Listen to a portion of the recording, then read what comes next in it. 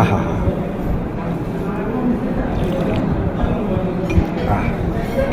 আচ্ছা, পরবর্তী ভেজিটেবলগুলো আসুক, তখন আবার ফাইনালি আমাদের এই ভেজিটেবল উইথ মাশরুম চাইনিজ যেটা সবজি, সেটা ফ্রাইড রাইস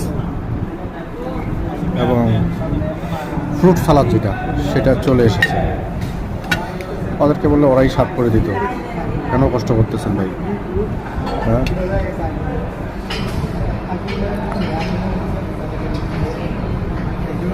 দেখে বোঝা যাচ্ছে মোটামুটি। আমি তো আরও এখানে খেয়েছি মোটামুটি টেস্টে, যেমন ক্লিয়ার স্যুপটা যখন খেলাম তখন কিন্তু অনেক টেস্টি লাগলো।